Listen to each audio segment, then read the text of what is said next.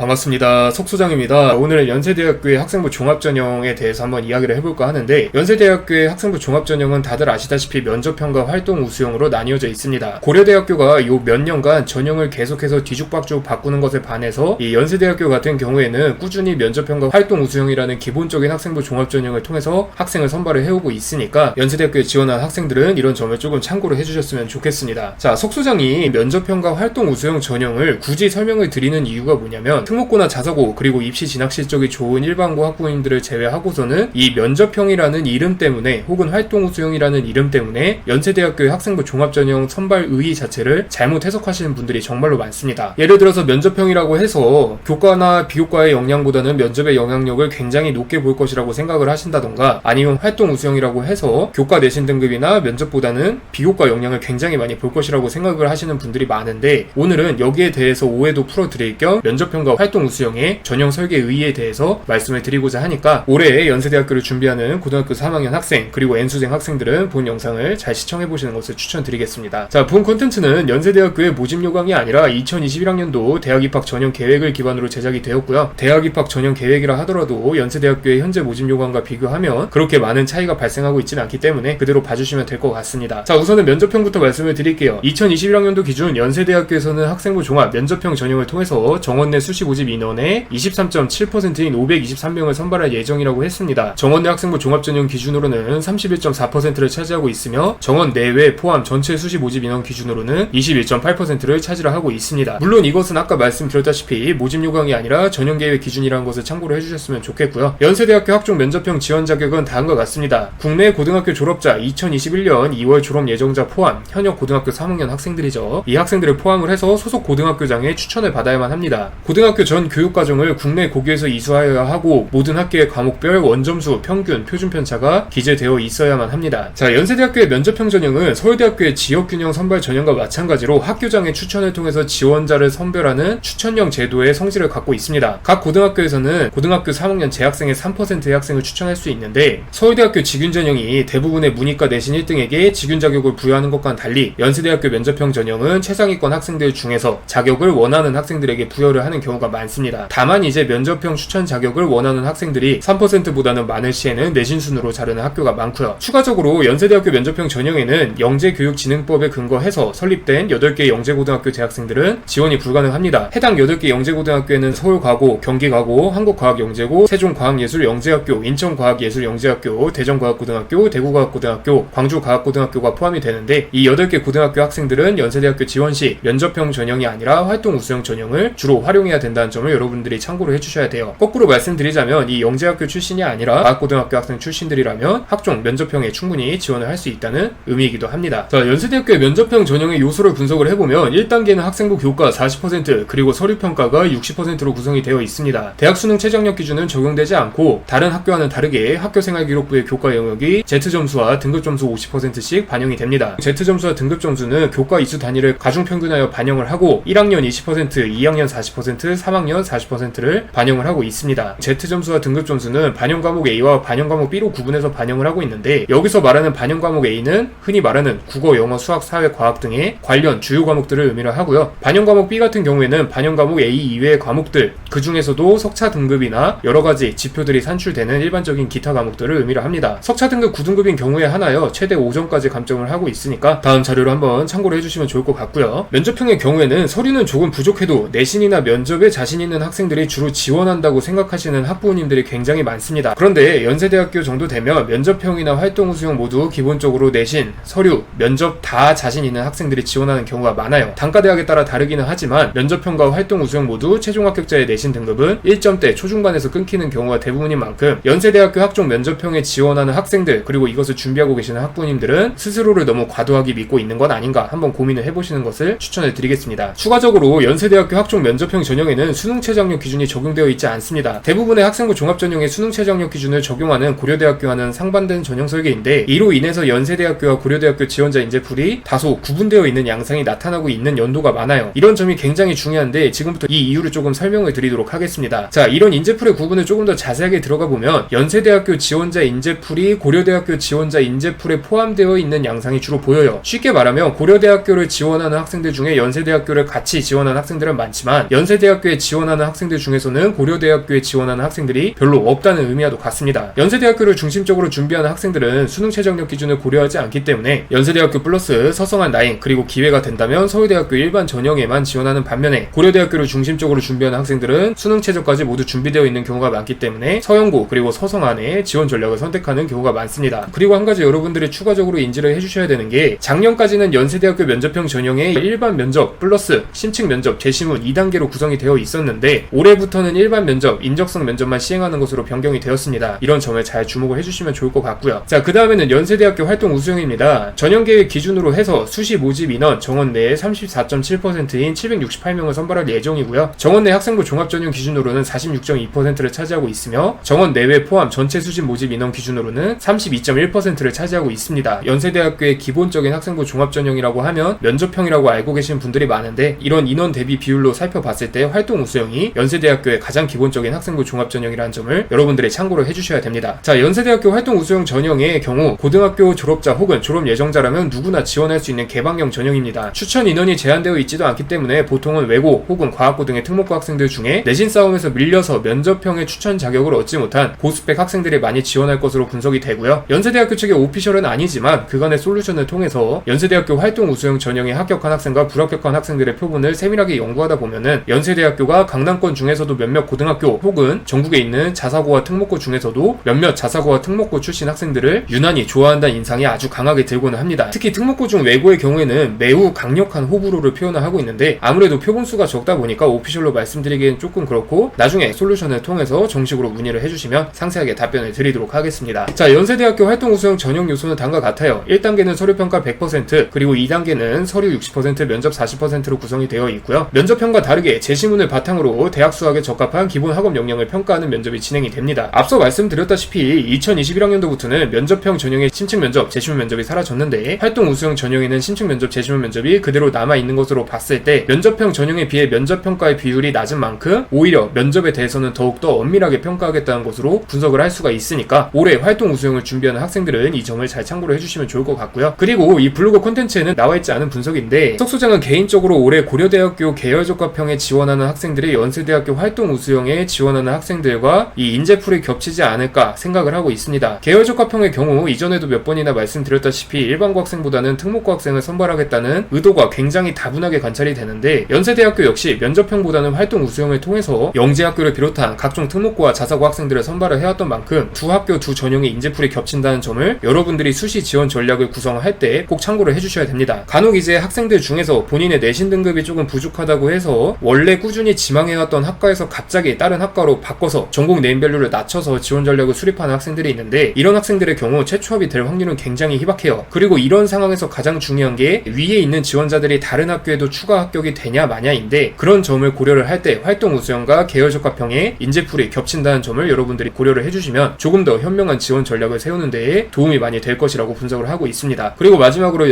연세대학교의 작년, 올해 기준 면접형과 활동 우수형의 평가 요소 차이를 요약을 해보자면 다음과 같습니다. 작년까지만 해도 기본 면접과 심층 면접을 모두 봤던 두 전형이 올해 들어서는 면접형은 기본 면접 그리고 활동 우수형은 심층 면접으로 통일이 되었는데 이것이 올해 지원 양상에도 굉장히 많은 변화를 줄 것 같아요. 면접평가 방식이 똑같았던 작년까지만 하더라도 비슷한 비교과 활동 수준을 갖고 있다는 전제 아래 내신과 면접에 대한 특이점을 중심으로 연세대학교의 지원 전략을 수립하는 경우가 많았습니다. 면접에는 조금 약해도 내신이 강한 학생은 면접형으로 지원을 하였으며 면접에는 강해도 내신이 약한 학생의 경우에는 활동 우수형으로 지원을 하였는데 올해의 경우에는 아예 전형별로 면접의 성질이 달라졌기 때문에 작년과는 다른 지원 전략의 기준이 필요하다는 점을 여러분들이 꼭 기억을 해주셔야 됩니다. 연세대학교 학생부 종합전형 비교 분석 콘텐츠는 여기서 마치도록 하겠습니다. 감사합니다.